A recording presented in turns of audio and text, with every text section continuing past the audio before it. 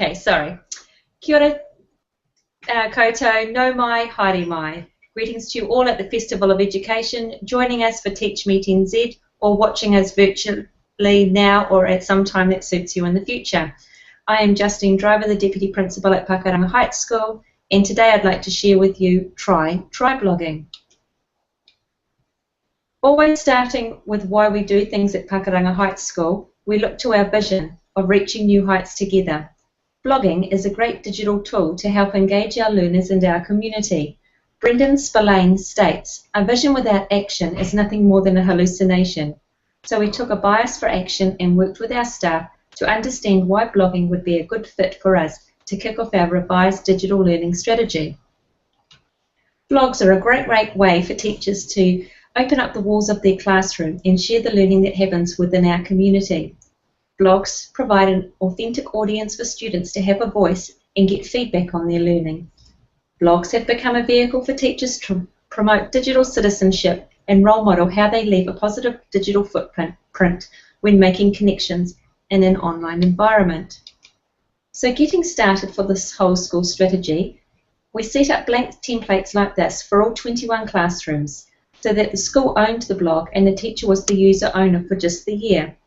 This way I could ensure that the elements that we wanted to use were featured on each blog, hence the school logo for branding, a subscription gadget, and the HTML gadgets ready for reservation for personalisation. Then the staff personalised their blogs, along with the students having input, and added their embedding codes for hit counters and a world map to show students where in the world their readers came from. Staff soon added labels so that parents could quickly identify if their child had contributed to the blog. So staff began blogging with their students. Our expectations were very clear that there was to be a minimum of 1 blog post per week.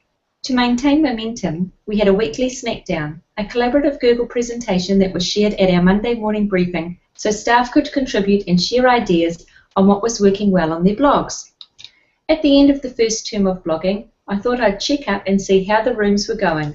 I was getting lots of updates via email that posts had occurred. However, the statistics weren't complimentary. I was disappointed that blogging wasn't consistently being done each and every week by every class. I needed a strategy to get back on track. On review, the staff knew the purpose of why we were blogging and the benefits, but it just wasn't happening. Hence, Try Blogging was born, an adaptation of the successful quad blogging created by Deputy Mitchell.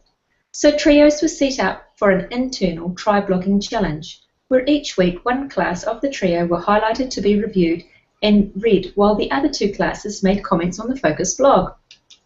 After the second week of the Try Blogging challenge, the results were astounding.